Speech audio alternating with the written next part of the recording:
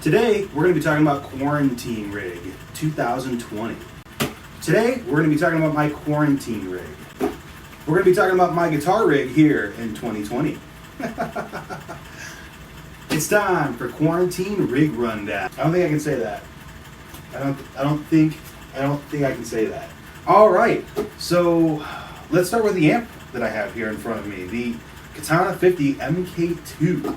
So I picked this amp up right around February of this year, 2020, because I had a bunch of pickup gigs and I needed something that was a little more portable, and the fact that it had built-in effects meant that I could probably just bring a guitar and amplifier to a gig and get away with it. And I didn't know at the time how handy this particular amplifier would be, especially because even though I like the onboard modeling and the onboard amplifiers and all that stuff, I don't actually use it that way. In fact, this thing is super powerful because it has a power amp in feature, and that's what we're going to be talking about today. Okay, so if you see me out in the world, you probably know that I've been using this HX Stomp now for a little over a year. In fact, on this channel it made its first appearance in the Revenge of the 5th video I released, because I was a little late for May the 4th to be with you. But either way, so this thing is just super versatile. It's completely replaced my pedal board, and we're going to be talking about how I run this thing into the power amp in section of the Katana. Now, I run heads personally, which I've been told also includes a power amp section, but we're also going to run this with a preamp mode so you can sort of hear what the difference is. There isn't a lot of information online that I have found aside from a handful of Reddit posts, but I figured you and I can go through this together, and then maybe it'll help you out in your own tone quest. So for the purpose of this video, I've got a 57 here, pointed pretty much right into the middle of that speaker, give or take. It's right up against the grill cloth. I think we all kind of know what a 57 on a cabinet sounds like, so I think this is a good place for us to start. Okay, so let's start with the tone that started it all for me, which was the sort of tweed bassman setting. The basic tone, I've got a distortion pedal. I tried to model this after the actual pedal rig I was running at the time, which was some type of overdrive. I chose the Minotaur. I usually use a tube screamer, but the Minotaur was kind of fun. And then vintage delay. This is vintage digital, which is sort of always what I'm after, is a digital delay sound, because it's a little bit cleaner than any of like I don't need the fancy warbles and chorusy effects that might come out of some sort of analog or what have you, tape settings effects. Reverb, super important. I still haven't ever really been able to get what I would consider the perfect reverb sound out of this thing yet, but I don't lose sleep over it. It's plenty of reverb for what I need right now. Usually some type of modulation, which is kind of like an optical trem. The head that I'm running in this, the Tweed Blues Bright channel here, I've got the drive set about 2.8. The bass is under control, about 5.1. I boost a lot of the mids because I am trying to play this thing a little bit dirty. Treble, presence, I got all the things pulled up here too. I'm going to try my best to put these settings into a spreadsheet, along with giving you some sort of way of downloading them too. Let's have a listen to, again, this is the tone that sort of started this whole modeling thing for me.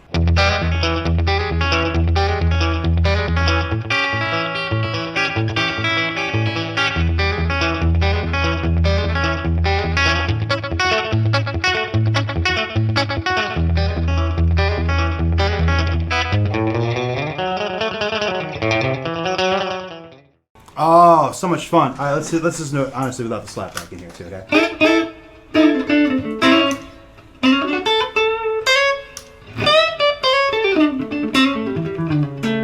And if I remember right, I've got a couple different snapshots on this particular one, because this was my main go-to when I was running occasionally direct in. In my initial setting, my very first patch that was like this, I ran all my effects, and then I had a bypass to run directly into an amplifier. Usually I have a Tweed Deluxe hybrid super thing that I used live for years. It was all over Cindy's first record and on a couple tracks of the Modernes first EP. Plus, if you've seen me live in the last 4 or 5 years, probably 4 years, that's what I've been running. It's that Tweed thing that I carry around. And then into an amp. So this is actually those effects. Now let's look to see what I've got going on. This is Snapshot 2. If I remember right, Snapshot 1, the delay effect is a little more subtle. A little more spacious, a little more for that chicken picking stuff.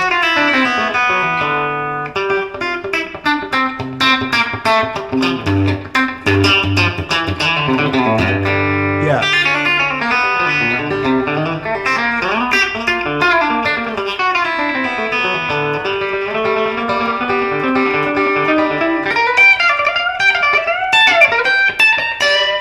A little bit more of that chicken picking sort of junk. Snapshot 2 was kind of like all out rockabilly. That's what we were just listening to.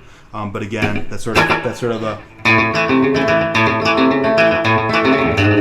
oh, so rockabilly. And I remember Snapshot 3 was trying to be. I don't think I ever got around to doing it. Oh yeah, I had the mod on too. It was the this was supposed to be the surf setting where I believe the reverb gets kicked up a little bit. Yeah, let's look at the Snapshot 2. It's 24%, and I kicked up the reverb just a little bit on Snapshot 3 for that more.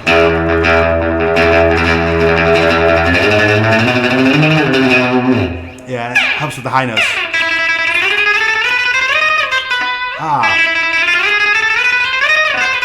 Trem picking is no joke, kids. You got to keep up on that one. That one can go south really, really fast when you switch to those high strings.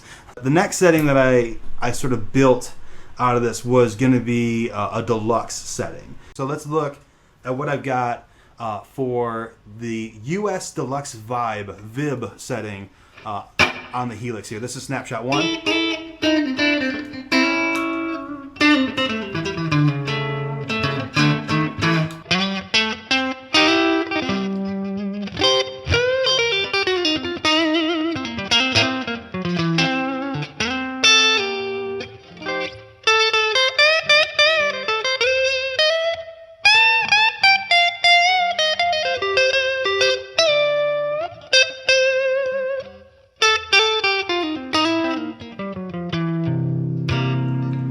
Yeah, okay. Let's see. I think I have the same delay settings. Always have to have Mystery Train ready to go.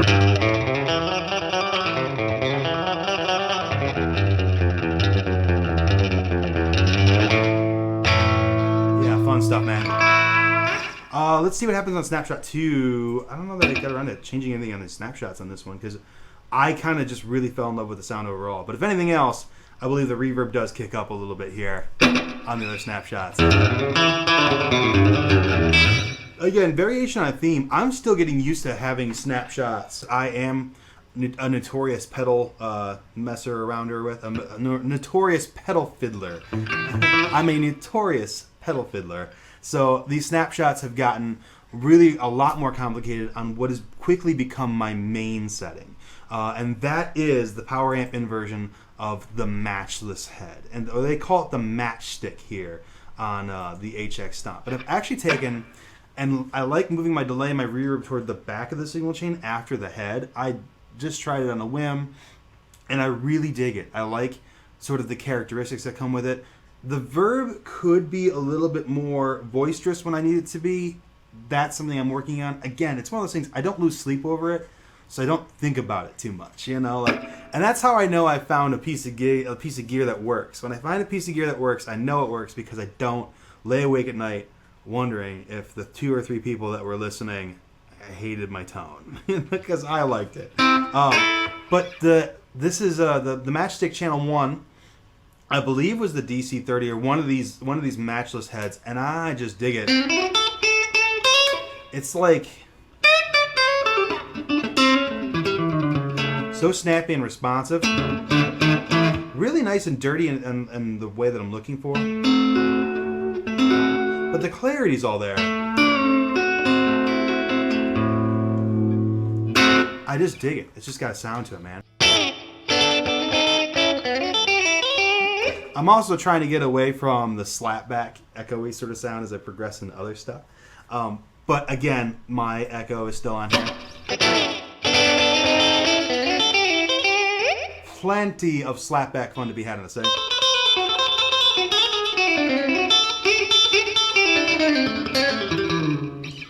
It's just so much fun to get into this thing too. All right, so that's Snapshot 1, which again I believe is supposed to be a little more subtle than where Snapshot 2 is a little bit more rockabilly. I believe the verb gets kicked down and the delay gets a little more aggressive. Again, back to all that sort of rockabilly stuff.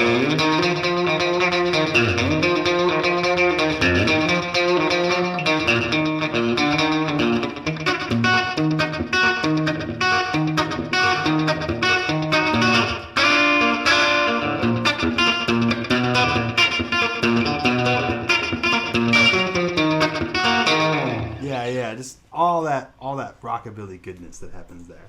And then, of course, the optical trem, which I've kind of fallen in love. It's just got the sound, man.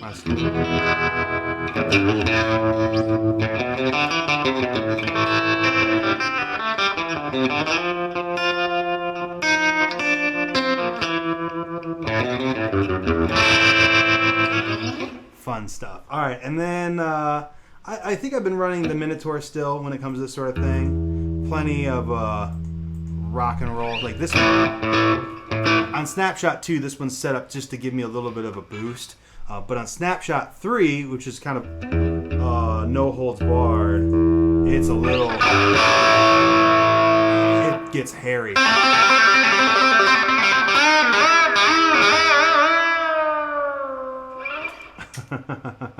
That one we save for Miserloo. So we talked about doing the power amp in. I've been running heads up until this point, but let's play around with the preamp versions of these. And we're going to run into the problem that I ran into. I want to do it with that Matchless because it's the setting that I know the most.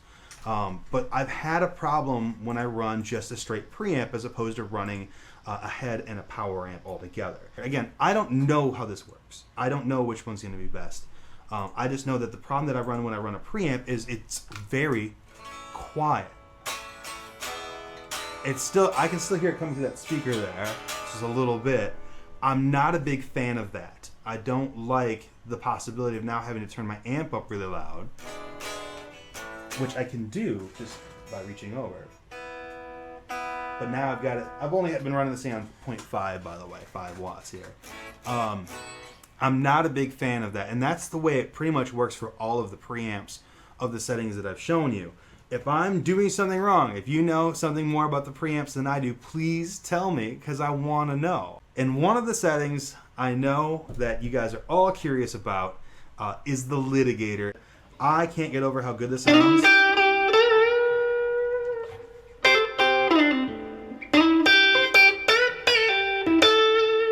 Hopefully that doesn't give me a copyright strike. Let's play some other blues.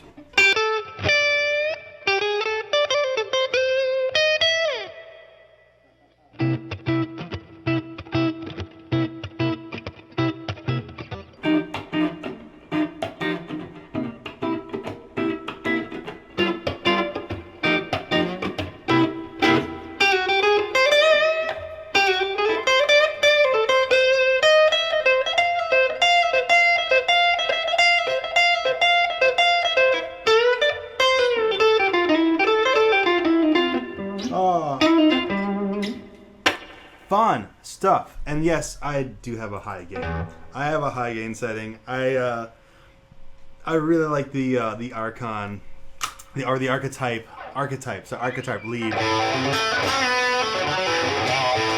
It does all the. That's gonna get me blocked. Let's not play that one. Oh, you know I can do. If I play it really bad, I won't get blocked, right? Or how about,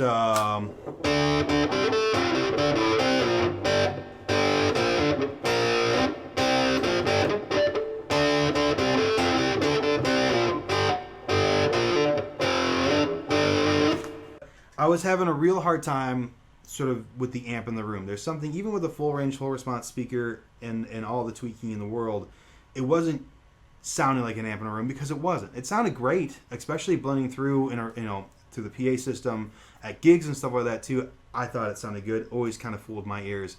But sitting here in my room, it doesn't fool me until I hooked up this power amp in, and that's gonna be the kind of way that I'm gonna go.